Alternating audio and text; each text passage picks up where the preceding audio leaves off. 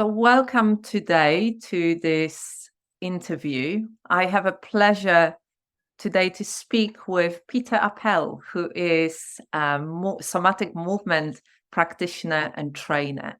Thank you so much, Peter, for joining me today. Thank you. I'm happy to be here.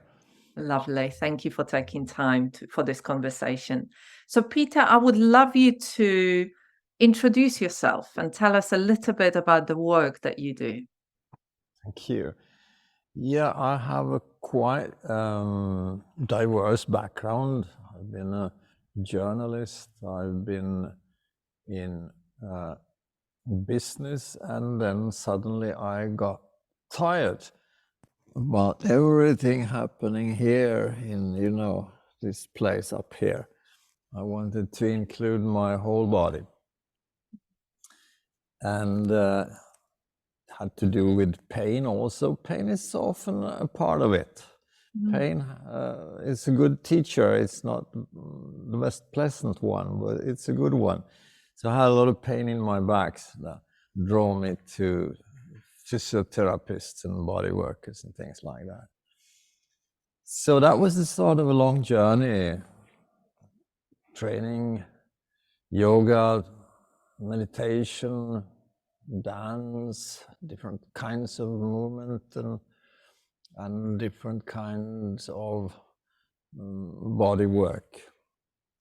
And from that, one day, I don't know from where it came, I was sleeping and my body starting to move, and I was sleeping, and also when I wake up in the morning, it wanted to move in some ways. That, oh, what's going on here? That feels good.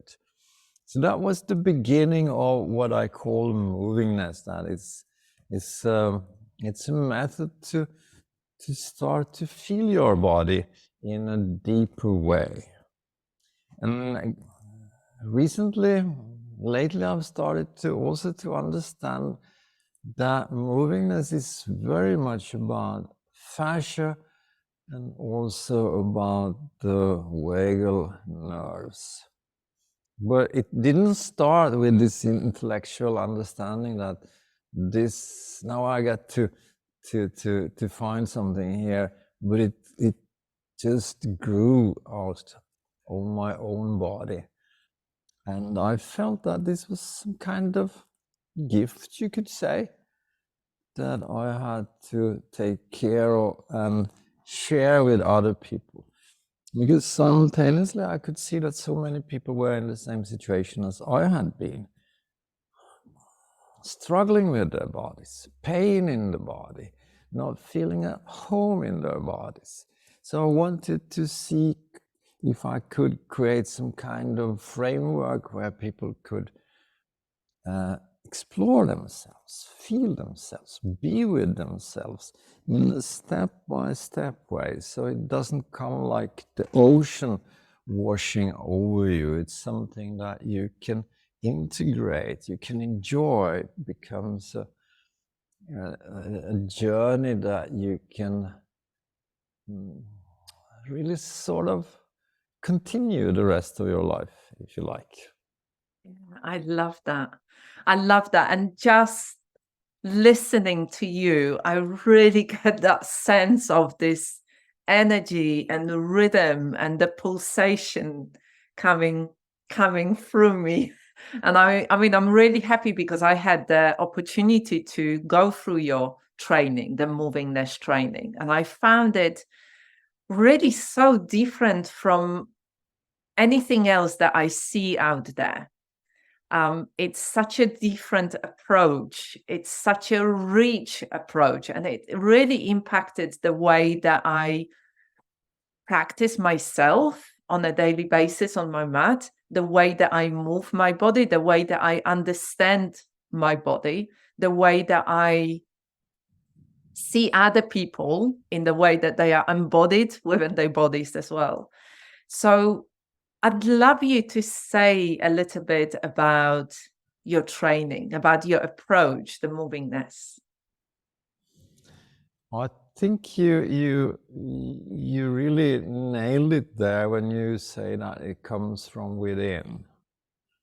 I mean, if you are listening to your body, for example, when you go to bed at night, and you just think that you are moving your hand, you can actually feel an activation in the nerves. The body, through the thought, is already kind of moving, even though physically it's not moving yet. So there is so much to sort of, when you slow down and start to look into the details, there is so much to explore. Because I think that the brain, to keep everything in order in the body, I saw that was someone that compared the body to a supercomputer, because there's so much going on all the time. And to make things easier, the brain is simplifying, automating movements and thoughts. So to really know how you move and how you think, you sort of have to slow down and look into, from where does that movement come? From where does that thought come? From where does that feeling come? So it's a really rich way of exploring and understanding yourself. So that's kind of the broad way of describing it. But when you do this, you can go into movement patterns, you can refine them, you can see, okay, when I'm doing in this way, when I'm moving this way, it can feel really good. Maybe I should pay more attention to it. Or when I'm doing this, then I'm touching something that's not so comfortable in my body. So maybe I should pay attention to that too. So it's really a feedback. The body tells you, when the body feels okay, feels good, then you're probably doing something good. When it does not feel right, then you're probably treating your body in a way that doesn't help your body to thrive. And we all know that we can eat some pills or do some stuff to sort of keep that pain down, but there are important signals, and paying attention to them, trying to navigate between pleasure and pain, or satisfaction and pain. That's a really good way of being with your body, I think. I love that. I love that. I love what you just said, that there are signals or warning signs, that there is, if we pay attention to it, we notice what's happening. And if we notice what feels good, to do more of it, or if we notice that there is a pain, maybe do less of it or pay attention to it. And I think this is it goes so against the culture that we live in, which tells us, you've got to be productive, go really fast. Like, if you've got pain, take that pill, get on with it. If you are got cold or flu, take a pill, keep going. It's like you only need to focus on productivity and keep moving really fast as you possibly can. Whereas what I'm hearing you say is, slow down a little bit, reconnect with the body, listen to what the body is saying, be more present here. Yeah, I love that. I love that. There are a few things that really stood out for me in your training. And one of those things is the pattern movements that you cover within your training that are linked with the movements of different animals, different creatures. Could you say a few words about that, please? Yeah, our bodies, they have also ancient memories. And we can also find in our bodies it's like an old museum in a way. So there are, for example, muscles here in our behind our ears. So when we hear a sound, the muscles are activated, but our ears are not moving anymore.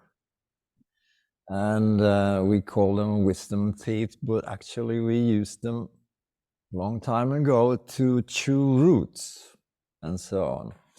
So a lot of things in our bodies that we don't think of as ancient, they are pointing to a time very far back in history. And I also think that we have rhythms in the body that, well, first of all, if you look at the walking rhythm, and you could say that Movingness is based on the walking pattern, it has been shown that it's very healthy for body and mind to take these walks. And the studies have shown different things that really are improving. But it's also about the rhythm, I think. So when you walk, you are going into a rhythm that is very ancient.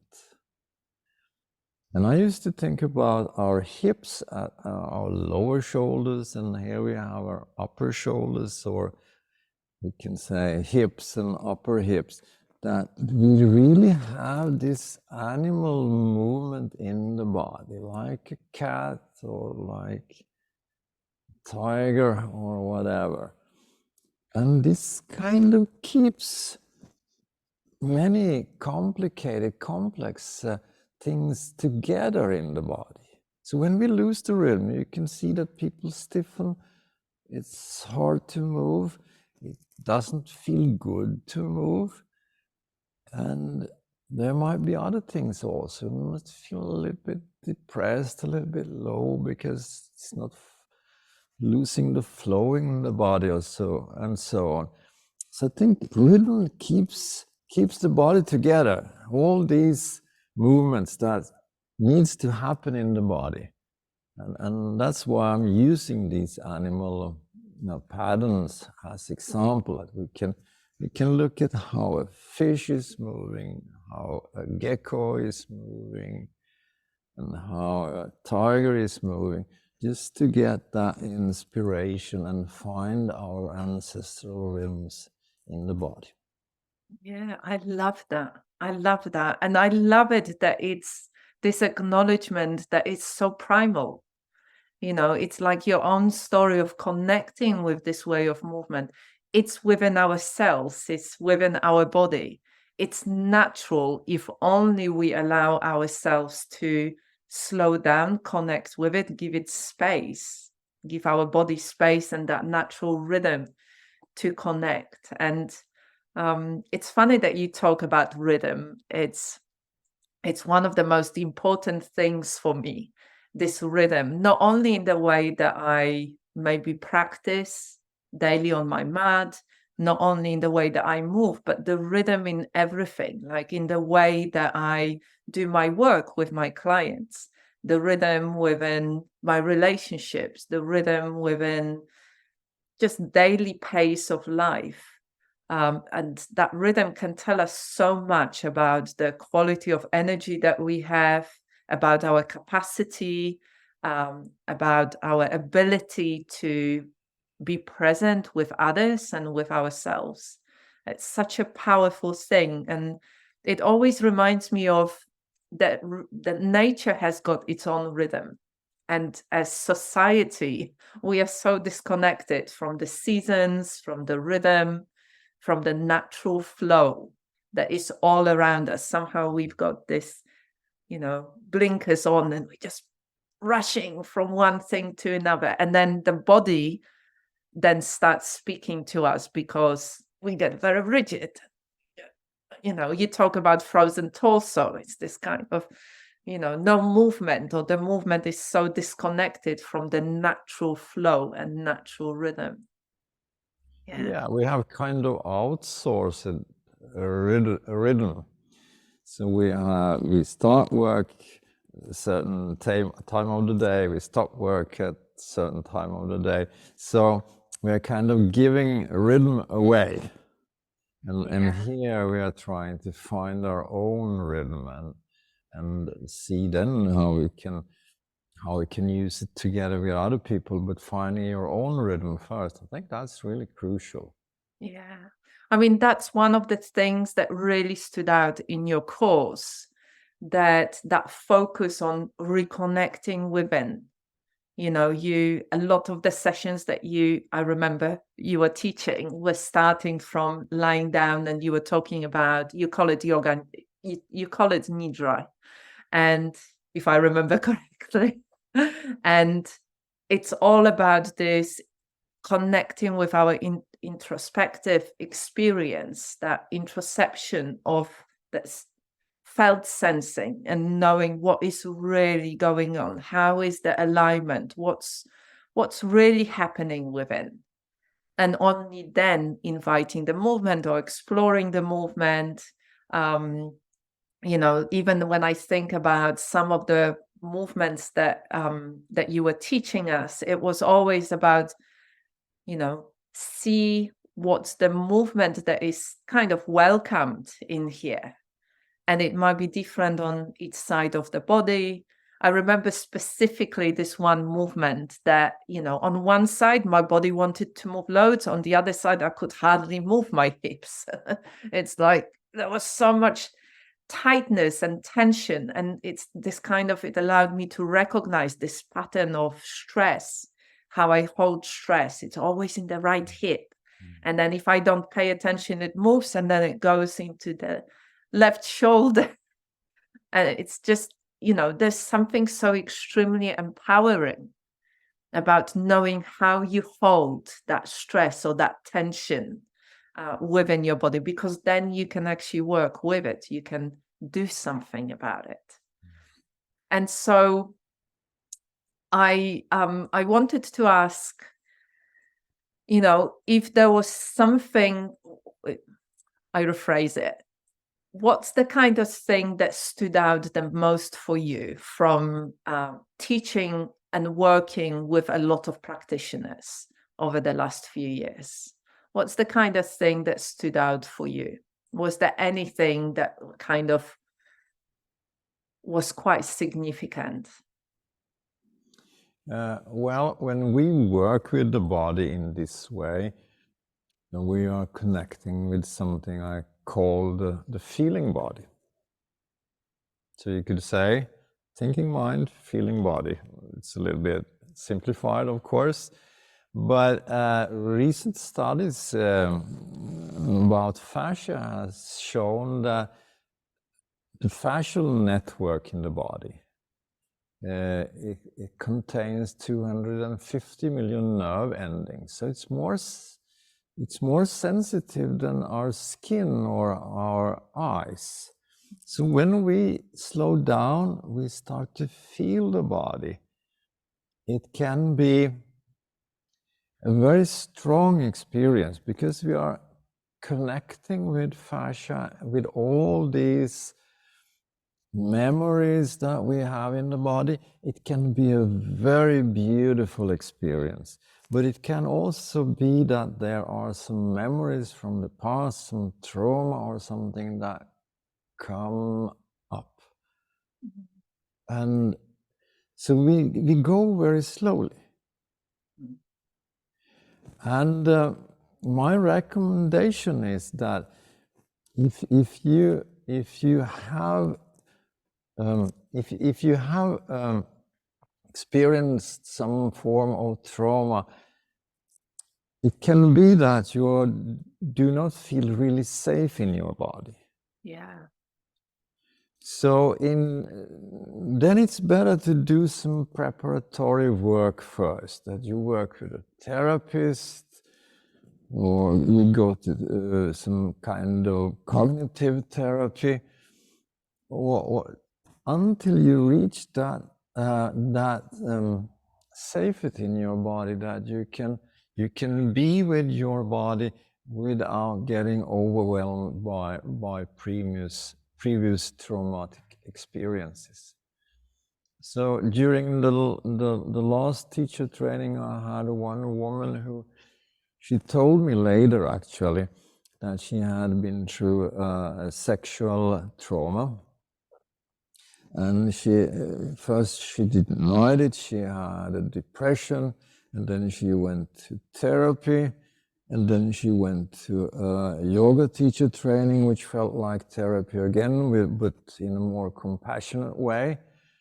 And then she thought that now I've fixed this.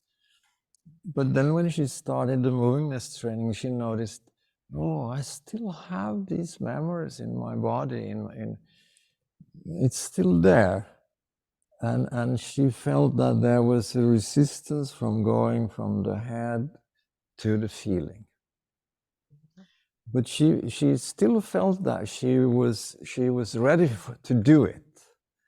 And after the 9 months training, she was so happy that she could reconnect with her feelings, with her emotional side. It was like beginning a new life, she said. So I think there's an enormous strength of feeling the body, but if you have a history of trauma, you need to go slowly and test and see, where am I now? Can I be with these strong feelings that might come up, or do they overwhelm me? If they are overwhelming, take a step back and maybe try again a little bit later.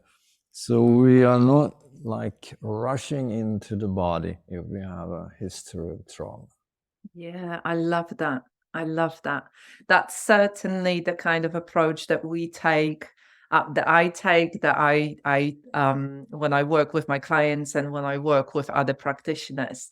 I think this slowness and really knowing that you don't have to go into it if it feels not right, if it feels overwhelming, if it feels unsafe, you can take a step back.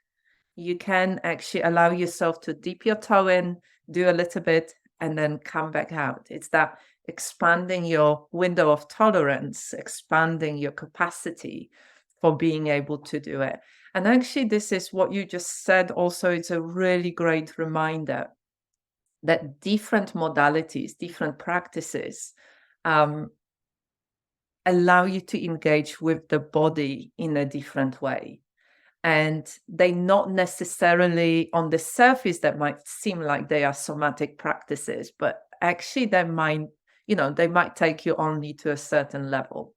And other practices will take you much deeper, but it has to be very, very slow.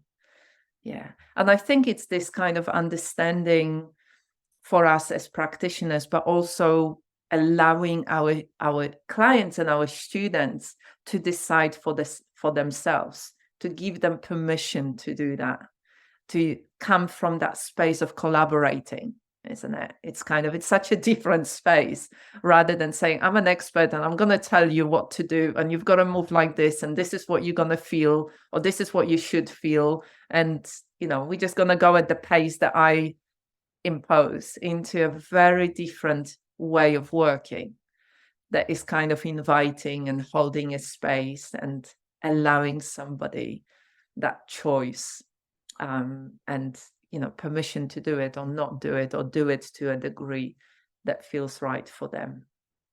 Yeah. So here I'd like also to emphasize that I'm not a trauma therapist, and the Movingness is not a specific method for healing trauma. Well, we are touching the same areas in the body, touching fascia, we're working very much with the vagal nerves and so on. So just to emphasize that when you feel ready, you are very welcome to come and see if this can be beneficial for you.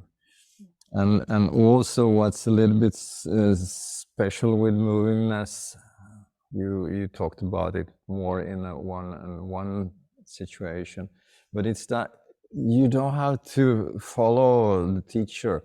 You don't have to imitate the teacher. The teacher is only there holding space for you, And if you feel that you want to move differently, you can do it. If you feel that you want to do less, you can do it. If you want to do more, you can do it. So I'm only giving suggestions. We're starting from a certain point, from a certain aspect, but it's a little bit like an art class. Now, everyone is painting the same tree, but everyone is painting it in a different way. So it's about finding your expression, finding your relationship with your body and your feelings, and creating this dialogue. What's going on in my body? How does it feel? Does it feel good for me? And creating this feeling of safety first, and allow the body to relax. Okay, yeah, we are on the same side. We are not fighting with each other. And from there, add a little bit more challenges and a little bit more fun, and gradually build upon that. But that the safety is there as the fundamental feeling when we explore further. Yeah, I love that. And I said that to you.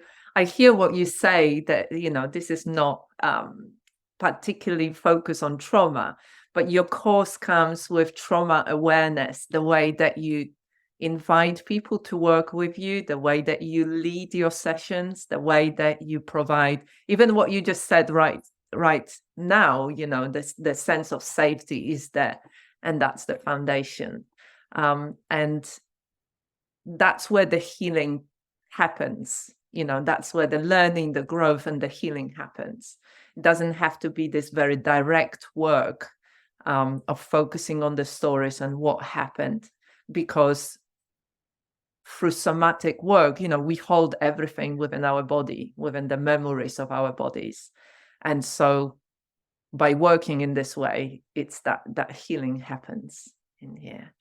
So I want to ask Peter if you could share, where can people find you if they are really interested in your course? I mean, for me, it's just listening to you. I could feel how my body was kind of really softening and feeling very warm and feeling very comfortable, and my body was responding to your energy and your words.